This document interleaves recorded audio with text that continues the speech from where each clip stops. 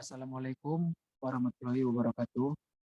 Sebelumnya, yang saya hormati Bapak Ibu dosen, terlebih khusus kepada Bapak sebagai sekretaris jurusan dan penguji pertama, Bapak yang saya hormati, penguji kedua yang saya hormati, penguji tiga Ibu Sri Sumartiningsih yang merupakan juga dosen pembimbing saya selama mengerjakan penelitian skripsi tersebut. Izinkan terlebih dahulu saya untuk memperkenalkan diri. Nama saya Odniel Jovial Pandia, NIM 621141825. Di sini saya akan mencoba memaparkan hasil tulisan dan penelitian mengenai skripsi saya yang berjudul Efektivitas Latihan Koordinasi Gerak Lokomotor terhadap Peningkatan dan Kelincahan pada Anak Intelektual Disability. Lebih dahulu, perlu kita ketahui bahwa intellectual disability itu, kenapa alasan saya menggunakan intellectual disability? Karena uh, jikalau kita menggunakan kata berkebutuhan khusus, disabilitas, dan idiot atau dan lainnya atau kurang kecerdasan atau kecerdasan di bawah rata-rata, mungkin lebih terlihat kurang sopan.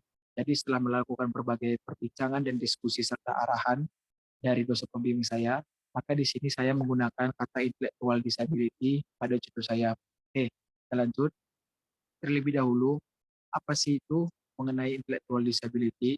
Anak intellectual disability bisa kita katakan juga anak tunagrahita ataupun anak yang memiliki keterhambatan kecerdasan jikalau dibandingkan dengan anak normal pada umumnya. Kenapa saya katakan begitu? Menurut penelitian yang dilakukan oleh beberapa ahli, bahwa kita ketahui anak tunagrahita merupakan kecerdasan yang di bawah rata-rata ataupun kita ketahui IQ yang berada di kurang dari 70. Nah, pada anak tunagrahita tersebut juga banyak permasalahan yang harus kita perhatikan. Salah satunya adalah motorik kasar anak tersebut, di mana motorik kasar anak tersebut lebih terhambat dalam hal dibandingkan dengan anak normal pada umumnya.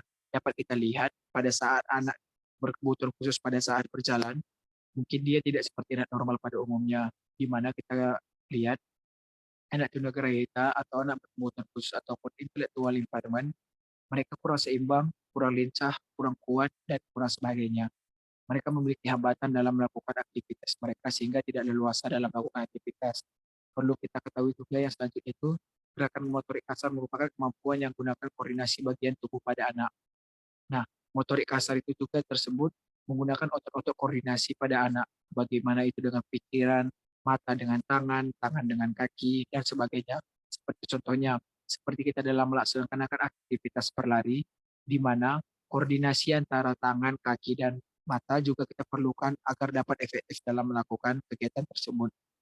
Dan pada kali ini juga, motorik kasar juga perlu kita ketahui lokomotor, non-lokomotor, dan manipulatif, di mana lokomotor itu merupakan aktivitas yang dilakukan dengan berbagai berpindah gerakan, seperti contohnya berjalan, berlari, dan sebagainya. Sedangkan non-lokomotor adalah gerakan yang tanpa dilakukan dengan berpindah tempat, seperti menepuk tangan, melihat, melukis, dan sebagainya. Manipulatif adalah gerakan yang penggabungan antara lokomotor dan non-lokomotor. Baru selanjutnya itu bagaimana cara kita dalam menangani hambatan pada anak tersebut ataupun motorik kasarnya, yaitu dengan memberikan latihan treatment gerakan lokomotor, seperti memberikan melompat, berlari, berjalan, dan sebagainya. Begitu adalah salah satu metode yang bisa kita lakukan untuk melatih agar anak tunagrahita dapat melakukan ataupun meningkatkan dalam motorik kasar.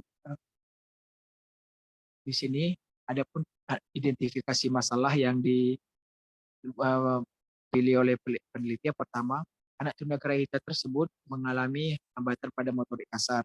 Setelah melakukan observasi pada anak di rumah difabel Poswarno, Kota Semarang, di situ para pembina juga belum memberikan latihan gerak lokomotor karena mereka hanya fokus pada kegiatan akademik sedangkan tidak memberikan latihan gerak kepada anak tersebut.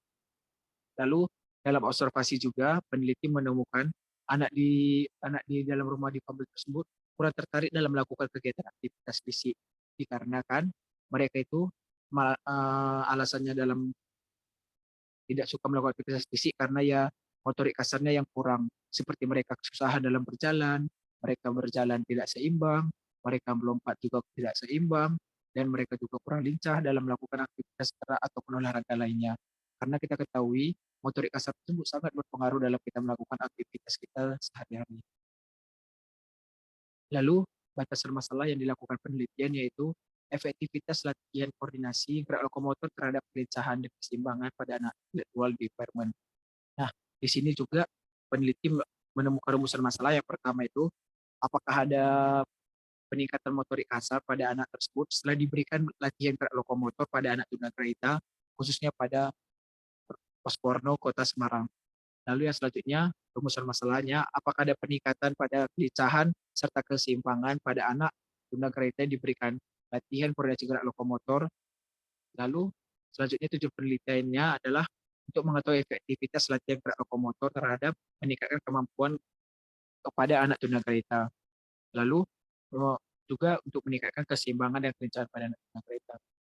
Manfaat penelitiannya. Dalam hal ini manfaat penelitian secara teoritis untuk memberikan teori ilmiah dalam pengembangan ilmu pendidikan khusus berkaitan peningkatan motorik kasar pada anak tunagrahita. Lalu secara praktis pada siswa dapat digunakan sebagai dalam meningkatkan motorik kasar mereka dalam melakukan aktivitas sehari-hari. Begitu juga pada pengasuh pada rumah difabel Kota Semarang sebagai bisa masukan dan cara untuk meningkatkan kemampuan motorik kasar dan menambah metode pembelajaran dalam hal kegiatan sehari-hari dalam rumah difabel tersebut. Lalu di sini juga secara praktis ada lagi peneliti lain bisa menambah pengetahuan dan studi banding untuk penelitian selanjutnya. Di sini juga ada manfaat kepada penulis menambah pengetahuan tentang cara bagaimana untuk mengembangkan kemampuan motorik kasar khusus pada anak tunagrahita yang memiliki hambatan pada motorik kasar. Nah, selanjutnya landasan teori. Terlebih dahulu kita akan mempelajari apa itu mengenai materi. Pertama itu adalah tunagrahita. Tunagrahita merupakan anak yang memiliki kemampuan kecerdasan yang sangat rendah dibandingkan dengan anak normal pada umumnya, di mana mereka yang memiliki EQ kurang dari 70. Dapat kita ketahui, anak tunagrahita itu juga tersebut memerlukan bimbingan ataupun pengarahan dan mereka kurang kecerdasan dibandingkan anak pada umumnya, di mana dalam melakukan aktivitas sehari-hari mereka perlu dibimbing, diarahkan, dibantu, dan lainnya. Kita ketahui juga anak tunagrahita ringan itu ada 3 metode dalam bagian dalam anak tunagrahita. Yang pertama itu adalah anak tunagrahita sedang, di mana anak tunagrahita sedang ini mereka yang terlebih dahulu anak tunagrahita ringan. Anak tunagrahita ringan ini mereka yang masih mampu didik, mereka yang memiliki hambatan pada kecerdasannya tetapi mereka masih mampu dalam mengurus hidupnya seperti berpakaian, self help-nya, mandi dan sebagainya. Nah, sedangkan anak tunagrahita sedang ini mereka yang memerlukan bimbingan dalam melakukan aktivitas seperti dia melakukan aktivitas, kita harus menirukan, mereka membutuhkan motivasi yang kuat untuk melakukan kegiatan. Mereka juga mampu dalam melakukan aktivitasnya sendiri, tapi sangat memerlukan arahan serta bantuan dari orang lain. Dan selanjutnya itu adalah anak tunagrahita berat. Anak tunagrahita berat adalah mereka yang sama sekali kesulitan dalam melaksanakan aktivitasnya, karena mereka memiliki hambatan kecerdasan yang sangat kurang, mereka melakukan aktivitasnya juga tidak mampu dan sebagainya. Ciri-ciri anak tunagrahita itu mereka yang memiliki hambatan pada geraknya, mereka yang memiliki hambatan pada kecerdasannya, mereka yang memiliki hambatan pada geraknya dan sebagainya. Ada juga penyebab-penyebab tunagrahita. Banyak penyebabnya yaitu seperti genetika suatu ibu hanya hamil dan genetika dari keluarganya. Selanjutnya kita akan mengetahui mengenai motorik kasar. Motorik kasar itu adalah yang berkaitan dengan kinerja otot besar yang ada pada tubuh manusia, di mana seperti kita ketahui dalam melakukan aktivitas sehari-hari kita memerlukan otot-otot untuk membantu pergerakan kita, seperti kita berjalan membutuhkan otot-otot dan melakukan aktivitas mengangkat dan lainnya. Unsur perkembangan motorik kasar itu yaitu seperti unsur perkembangan motorik kasar merupakan hal-hal yang berpengaruh dalam motorik kasarnya. Seperti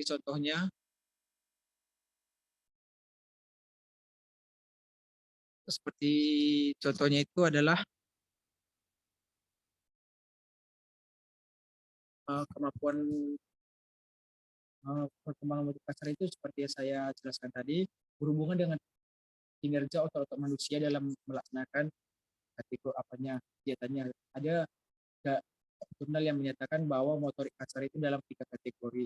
Kemampuan lokomotor adalah kemampuan yang digunakan sebagai merupakan tubuh dalam tempat menuju tempat yang lainnya. Kemampuan lokomotor merupakan kemampuan yang digunakan tanpa harus memindahkan tubuh, seperti menggerakkan lengan, hormat, melukis, dan sebagainya. Sedangkan gerakan manipulatif merupakan kemampuan melibatkan tangan, kaki. Contohnya manipulatif adalah gerakan melempar, memukul, dan sebagainya. Ada juga jurnal yang menyatakan bahwa kebugaran jasmani berkaitan dengan keterampilan gerak. Nah, dalam perkembangan motorik kasar lokomotor itu tersebut juga ada yang yaitu seperti kecepatan reaksi, daya ledak, kelincahan, keseimbangan, dan kecepatan atau akurasi atau koordinasi. Nah, pada penelitian kali ini karena bahasa penelitian cepat tepat, maka dalam hal ini peneliti akan hanya menggunakan 2 metode, yaitu kelincahan dan keseimbangan pada anak tunagrahita di rumah di Pabrik Kota Semarang. Seperti kita ketahui, kelincahan merupakan kemampuan seseorang dalam mengubah arah atau posisi tubuh dengan cepat dan tepat. Sedangkan keseimbangan yaitu gerakan yang memiliki manfaat yang sangat penting, karena keseimbangan merupakan kondisi fisik yang dibutuhkan untuk melakukan kegiatan olahraga maupun kegiatan dalam sehari-hari. Lalu selanjutnya itu adalah tujuan pengembangan motorik kasar.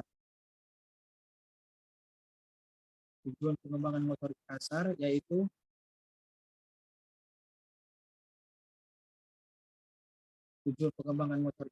adalah bertujuan untuk memaksimalkan pertumbuhan dan perkembangan anak serta mendukung optimalisasi perkembangan lain, seperti contohnya perkembangan kognitifnya. Perkembangan motorik kasar anak sangat dibutuhkan karena bahwa perkembangan motorik kasar tersebut akan berhubungan dan berdampak pada perkembangan anak tersebut. Motorik kasar yang tidak memiliki perkembangan atau motorik kasar yang dikatakan tidak sempurna akan sangat berdampak pada tindakan sosial seperti kurangnya percaya diri dan lain-lainnya. Lalu selanjutnya kita akan mempelajari fungsi perkembangan motorik kasar. Fungsinya itu adalah untuk mampu meningkatkan keterampilan gerak sebagai untuk melatih pertumbuhan, serta alat sebagai membentuk hingga memperkuat tubuh anak, alat meningkatkan perkembangan emosional anak, meningkatkan perkembangan sosial sehingga pelatihan meningkatkan keterampilan. Lalu selanjutnya kita akan saya akan menjelaskan mengenai gerakan lokomotor. Gerakan lokomotor yaitu merupakan gerakan yang melakukan dengan bermacam-macam keterampilan lokomotor secara otomatis sehingga tanpa pikiran yang disengaja, menggunakan keterampilan dengan cara melakukan manipulasi gerakan. Baru inti dari gerakan lokomotor adalah gerakan atau aktivitas yang dilakukan perpindahan posisi. Nah, selanjutnya kita akan mempelajari matematika lokomotor yaitu seperti berjalan, berlari, lalu meloncat, dan sebagainya. Dalam hal ini juga peneliti akan menggunakan beberapa gerakan lokomotor tersebut untuk melakukan peningkatan perkembangan motorik anak. Latihan gerak lokomotor. Latihan gerak lokomotor itu seperti melaksanakan interaksi, memberikan gerakan-gerakan berpindah tempat, serta dan lain-lainnya. Lalu di sini ada juga keseimbangan dan kelincahan anak tersebut, maka yang harus dipersiapkan untuk metode pembelajaran meningkatkan gerak lokomotor pada anak, yaitu melakukan dengan mengkondisikan anak pada saat di lapangan, dan mengajak anak terlebih dahulu melakukan kegiatan. Ini adalah contoh-contoh yang dilakukan sebagai gerakan-gerakan yang lainnya. Lalu selanjutnya kita akan mempelajari mengenai penelitian terlebih dahulu. Pada kali ini penelitian terlebih dahulu yang saya dapatkan yaitu SIMAHT yang dilakukan pada 2020 yang berjudul latihan gerak lokomotor sebagai upaya mengembangkan motorik kasar pada anak Down syndrome, dan Hakim pada 2013 merupakan pengaruh usia dan latihan keseimbangan terhadap kemampuan motorik kasar anak tunagrahita di bawah kelas bawah mampu didik sekolah luar biasa.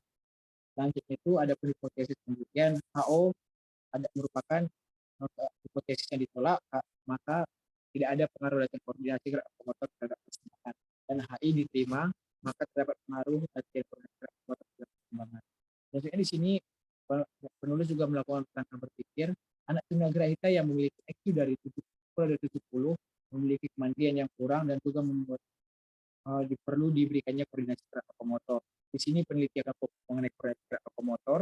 Lokomotor itu merupakan untuk meningkatkan keseimbangan dan kelincahan. Lalu metode yang penelitian yang digunakan pada kali ini yaitu post eksperimen, di mana penelitian yang diperlakukan dan dilihat setelah adanya pengaruh setelah latihannya. Lalu desain penelitiannya juga melakukan pretest dan post-test control group design. Dan variabel bebasnya merupakan latihan gerak lokomotor, sedangkan variabel tekadnya motorik kasar anak untuk keseimbangan dan kelincahan. Populasinya pada penelitian ini merupakan siswa di rumah di Pablo Kota Semarang, sedangkan sampel ini merupakan pengambilan sesuai kriteria yang ada pada populasi.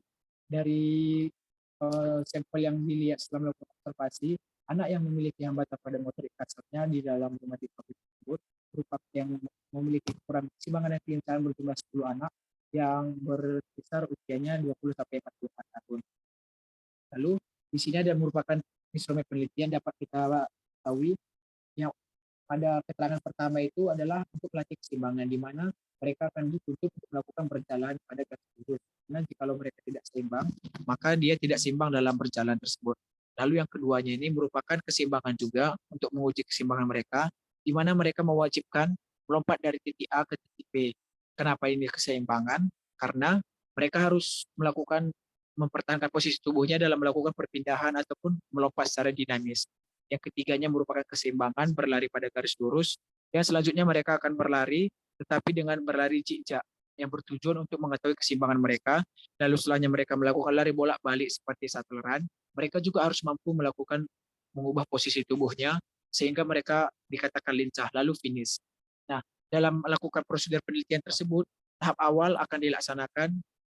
Tahap awal itu merupakan tahapan yang dilakukan untuk observasi, untuk mengambil sampel yang masuk dalam kriteria dalam melakukan penelitian tersebut. Lalu tahap pelaksanaannya, yang pertama dilakukan pretest untuk mengetahui kemampuan awal anak sebelum dilakukan latihan.